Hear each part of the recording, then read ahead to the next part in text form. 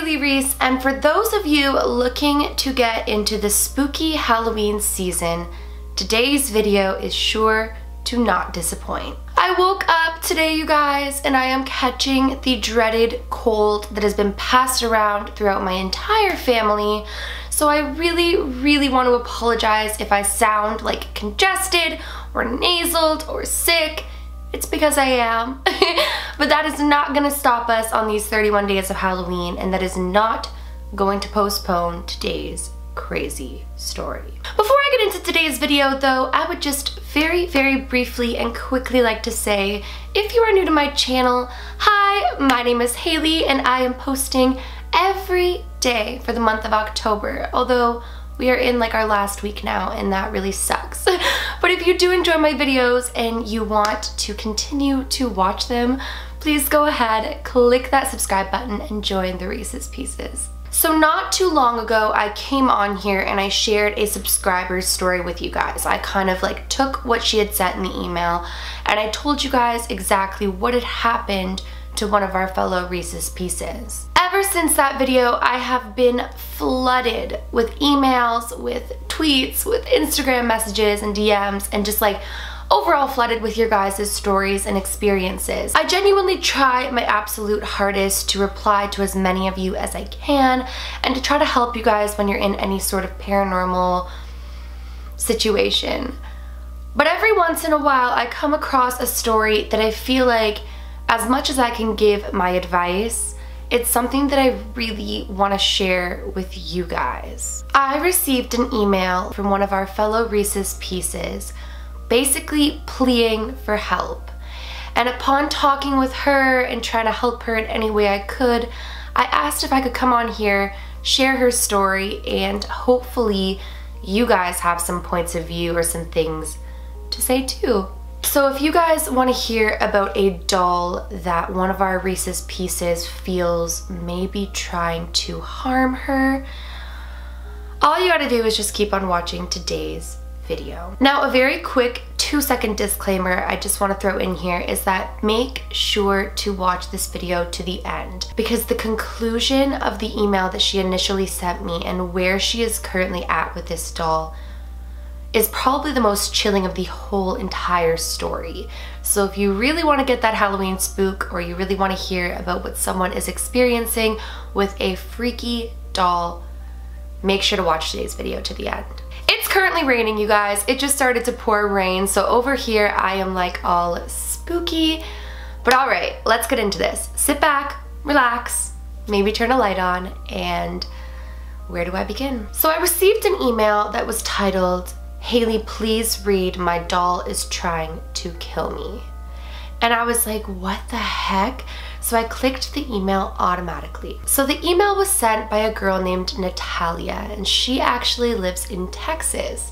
Natalia is 16 years old and has a very creepy story to share. She began the email by telling me that back in January, her grandma gave her a porcelain doll by the name of Mandy for her birthday. Now, she made sure to mention that her grandma has given her porcelain dolls every single year for her birthday since she was born. Now, Natalia is actually from Mexico and her grandma still actually lives in Mexico, but every single year she would either mail her, or if she came out to Texas to visit her, she would give her a porcelain doll from Mexico. So it was absolutely no surprise when Natalia received this porcelain doll for her birthday back in January. Now, she said that her family has like a living room area where she tends to keep a lot of her porcelain dolls, because since she's a teenager, she kind of feels like having a room full of porcelain dolls isn't necessarily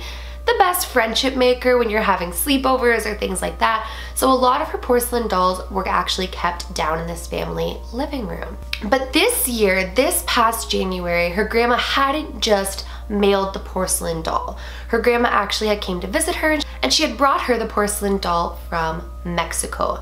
So Natalia, given the fact that her grandma was actually in like the room next door, decided to keep the doll in her room temporarily for the time being, you know, as a thank you to her grandma for the gift and to really show her appreciation. So she said that for the first night, she kept the porcelain doll up on the dresser in her room, which was like to the right of where she slept. She said she remembered putting the porcelain doll facing the opposite side of the room. So like I said, her bed was here, her dresser was here, and she remembered facing it across her like so. Now, Natalia said that in the morning when she woke up, the porcelain doll had shifted its body and was staring straight at her sleeping in her bed. So this obviously had alarmed her, but she said at this point in time, she wasn't feeling threatened by the doll. She just thought that it was a little bit strange. She also has a couple of siblings, so she thought maybe they came in, had touched it, whatever else. She was thinking like a rational human being. Not everybody's like me and jumps to paranormal and everything. So she was just like, okay, that's strange, odd, whatever. A few nights go on, and every single time that she wakes up, she notices that the doll is in a new position.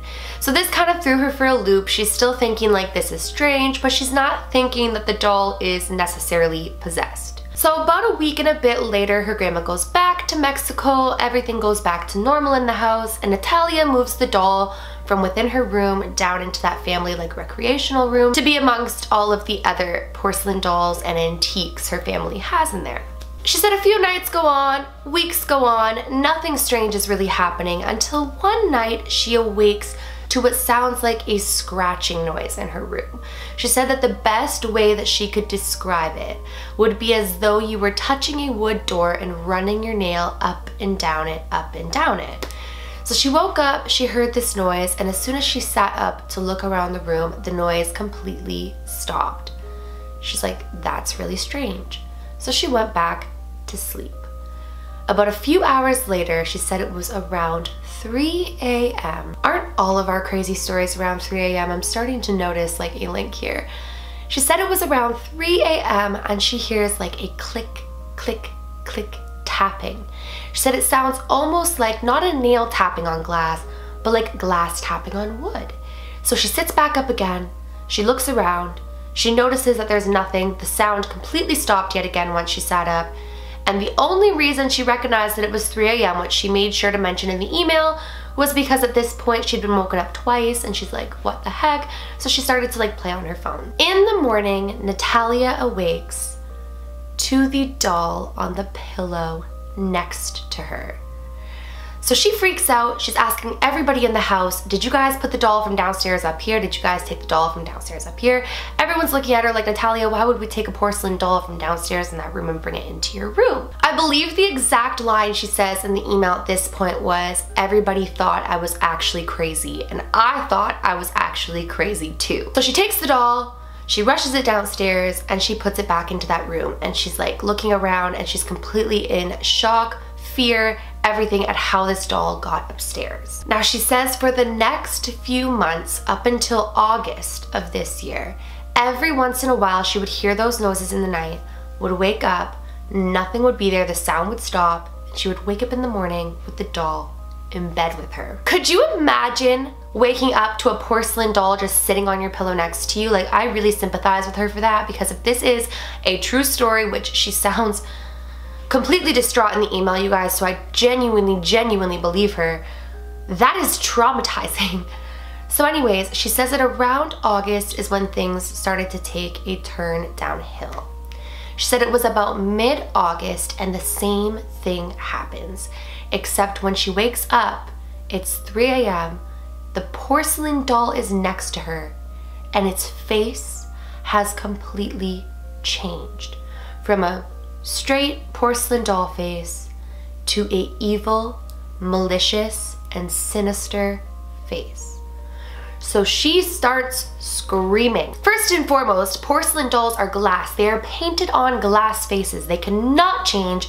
Their expressions are not supposed to change. And if a porcelain doll's expression is changing, run for the hills. So she's screaming, and her parents come running into her room, and she's saying like, look at the doll's face, look at the doll's face, look at the doll's face. Her parents are rubbing their eyes. They're like, what the heck? They look at the doll and it looks completely normal. And so she looks back at her doll, and her porcelain doll is exactly the way it was when it was gifted to her. It doesn't have that face anymore, doesn't have any look on its face. But her parents ask her, why do you have the doll up in your room? And she tells them that she thinks the doll is alive. Now at this point, her parents are looking at her with concern because this is their teenage daughter telling them that the doll is changing its face, that it's coming up the stairs, and that it's completely alive. So she tells her parents that she doesn't want the doll anymore. But her parents said that it would not be nice to get rid of one in the sequence of all of the birthday dolls from her grandma because it was a gift to her and that her grandma had hand chose it in Mexico, brought it all the way over here for her, that it was not nice to get rid of it. So they told her, fine, they will keep the doll in their room. So a few weeks go by, absolutely nothing happens. Natalia says that she started to think that she was crazy, you guys. She's like, I don't understand. Now we are in end of September, so this is recent. Natalia is sleeping one night and awakens to that sound of glass tapping on wood. She sits up, the sound disappears. She goes to lay back down and she says that the porcelain doll is next to her again with that sinister looking face. So Natalia starts to think that she's going crazy. So she takes the doll, she shoves it under the bed, and she decides, I'm not even gonna let it get to me. Maybe I've gone crazy. I'm gonna put the doll under the bed and I'm not gonna think about it. I'm gonna go back to sleep, which props to you, girl, because I can go to sleep with some crazy things, but I don't know if I could go to sleep with that. All of a sudden, Natalia finds herself in a dream. And in this dream, she hears the giggle of what she described as a witch's laugh. She said it's exactly like what you would picture a witch to laugh like in a movie. And in the dream, she's laying in her bed. All of a sudden, she hears that tapping of glass again. But this time, it's crawling from the side of her bed. She said that all of a sudden, the doll comes up the side of the bed with that sinister look on its face. She said its lips weren't moving, but it was making the witches laugh. And it climbed on top of her and started to choke her. She said that she woke up from this dream with real pain around her neck, but when she looked under the bed, the doll had not moved. Now at this point in the email, Natalia begins to explain to me how in Mexico there are a ton of witches. And she says that witchcraft is kind of a big thing out in Mexico and that she wonders if the porcelain doll that her grandmother has purchased for her is a product of witchcraft and that it may actually be possessed. Here's where the story gets really creepy, you guys. And this is where I said you had to listen till the end. Natalia said that a week and a half ago, she decided she was going to get rid of the doll. She told her parents that was it. And she said she was going to give the doll to one of her cousins. That way it was still in the family. I kind of laughed when I read this part because I was like, oh, her poor cousin. That night, she awakens to the same sound. The doll's laying in her bed with that sinister look on her face. And all of a sudden, the doll says to her, if you get rid of me, I'll kill you.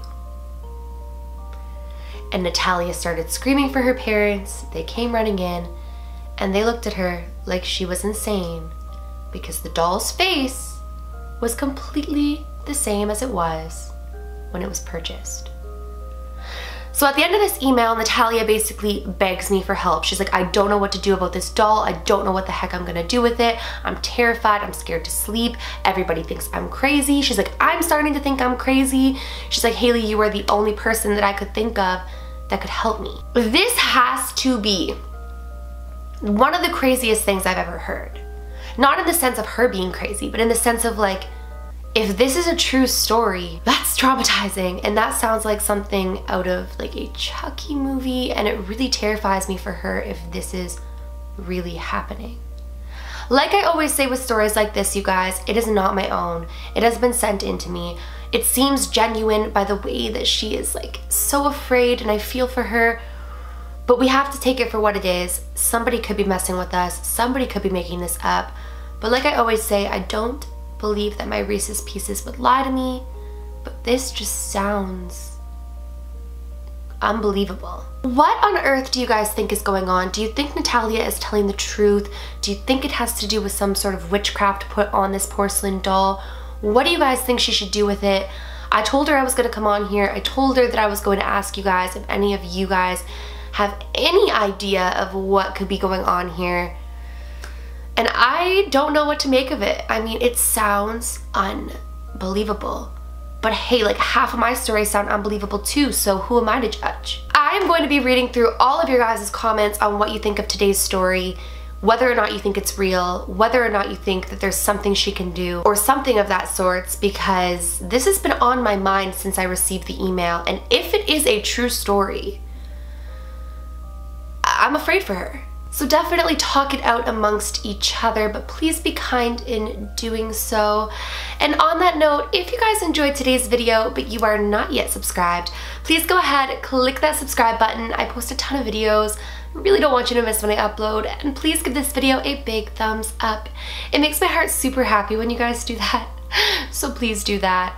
Remember, my loves, do all things with kindness. And until next time, I love you.